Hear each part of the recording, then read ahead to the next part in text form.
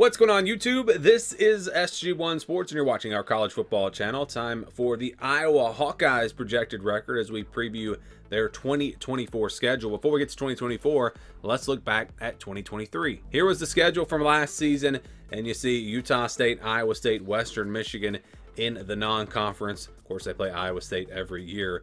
I can't really remember Iowa playing many other big non-conference games. I guess because of the fact that they play Iowa State and you only have 3 non-conference games in the Big Ten. But you look at this schedule, they did play Penn State, but they didn't play Michigan. They didn't play Ohio State, so it was a pretty favorable schedule. And remember how close they were to beating Minnesota. Where would Iowa had been in the playoff conversation if their only loss had come to Penn State? Obviously, they wouldn't have a great resume, wouldn't have wins over good teams really at all. So I don't think they really would have been in that conversation, but it's crazy to think they could have been very easily 11-1 going into that Michigan game with a chance to win the Big Ten championship and finish 12-1. But again, a very favorable schedule, a big reason why their record was what it was. Let's look at this 2024 schedule now, and before we go game by game, let's break it down first with the non-conference. They've got Illinois State, Iowa State, and Troy. So once again, Iowa State, and then 2 easier games in the non-conference. That's pretty much what they do every year. You look at the home schedule, those 3 non-conference games, and then Washington, Northwestern, Wisconsin, and Nebraska. So it kind of works out to where when they play Iowa State at home, they get 4 conference games at home and then 5 on the road. So when they play Iowa State on the road, then they would get 5 conference games at home. But yeah, Washington, Northwestern, Wisconsin, Nebraska, all games that should be very competitive, should be very good games. That's a pretty fun home schedule when you look at it. A lot of games that could probably go either way. You look at the road schedule; it's at Minnesota, at Ohio State, at Michigan State, at UCLA, and at Maryland. Really not too tough of a schedule when you look at this. Ohio State's going to be really tough, but they could possibly win the rest of these games. And they don't play Penn State this year. They don't play Michigan. They don't play USC. They don't play Oregon. This is a pretty favorable schedule once again for the Hawkeyes. Obviously no Big Ten East and West though, so it's not like they just have to win the Big Ten West. It'll be much tougher for them to get to the Big Ten Championship. So they'll start with Illinois State on August 31st at home, and then they play Iowa State the next week, September 7th.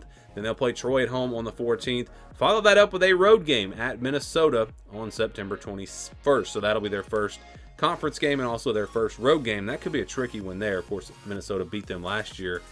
And then they get their first bye week. So you see on the schedule here, Minnesota, Ohio State, back-to-back road games. But there is a bye week in between. So they get a bye week before a very tough game at Ohio State.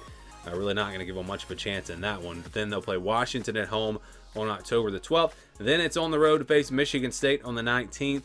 Northwestern at home on the 26th, and Wisconsin on November 2nd. Then they will play at UCLA on the road on November 9th. They get their second bye week. So interesting that both of their bye weeks come in between road games. So in between Minnesota, Ohio State, in between UCLA and Maryland. And plus, it's nice to have the bye week after going out to California, which is, I've noticed that not just with Iowa in the Big Ten, but in the ACC with teams going out to play teams out west.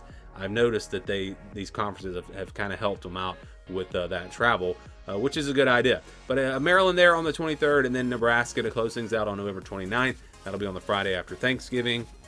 And of course, they play that at that time every year. So again, you look at the schedule, it's favorable. Really, when you avoid those teams I talked about, no Oregon, no USC, no Penn State, no Michigan. So it's favorable in that way. You do have the back-to-backs with the 2 back-to-back road game situations there, but they have a bye week between those games each time, so you don't have anything too tough. You look at their schedule, it's going to be a bit of a gauntlet from Ohio State to UCLA. Conference game every week against quality teams, maybe not great teams, but that'll be a tough stretch right there with no easy wins in that group of games there. But again, overall, Iowa's schedule sets up pretty well in 2024. Here are some of the projections from 2023, and you see Iowa went 10-2 in the regular season. Our projection had them at 8-4. I actually picked them to go 9-3, Athlon at 8-4, and the over/under was at 7.5. So this team definitely overachieved. Again, I was actually closest there with my prediction. I don't know if they really overachieved in terms of was this team better than we thought they were going to be. It really, I think, was just about the teams that they played were not very good, and a lot of those teams were disappointments. And that's a big reason why they went 10-2. We could see that again in 2024. Again, their schedule is not all that tough. Here it is, and this is a scale that we use. If it's less than 20 or over 80, those are games that are pretty much guaranteed wins or losses. 20-29, 71-80. Games where I think the spread is going to be double digits, 30-39, 61-70. Games where I think the spread will be about a touchdown, 6, 7, 8 points. And then your 50-50 games will stay in the white. Those are games where I think the spread will be less than 6, and games that really could go either way. All right, so let's start with, and I do have a tier system that I use for this formula, but we'll start with the easy wins. Illinois State and Troy. Really don't expect Iowa to have any trouble in these games. Obviously Illinois State is closer to 99%, whereas Troy may be closer to 90%, but they're both in that range of 80+%. All right, so then we'll go to the games where I think they'll be favored by about a touchdown. Michigan State on the road, and then Northwestern at home. Now that Michigan State one is tricky because we really don't know how good they're going to be. With the formula that I use, I could really put that game in the white or the purple, but I can tell you that it would not, if I put that in the white, made it a 50-50 game, it would not change the projection. So when you get to the record here at the end of the video, keep that in mind. That would not have changed the projection. Northwestern, because it's at home, I look at that now, though. Maybe Northwestern, maybe that should be a 50-50 game. They have a lot coming back, and I did have them a tier below Iowa, and I'm going to stick with that. But again, at home for Iowa, that's why they're favored. If that game was on the road, then I think that would definitely be a 50-50 game. So you could argue both of these games could be 50-50 games if you wanted to, but maybe some of the 50-50 games, you could argue they could be in the 61-70 range. So that's why it's kind of tough to do these projections and not give away predictions, but simply use the formula here. So you go to the games that they're going to be underdogs. I think Ohio State's a game where they're a clear underdog. And I know with the yellow background that might be kind of hard to see, but that is in the orange. So that's 20-29. I think they will be double-digit underdogs, probably 14-point underdogs or so in that game. Iowa's going to have a good defense this year, but again, their offense will probably be the problem.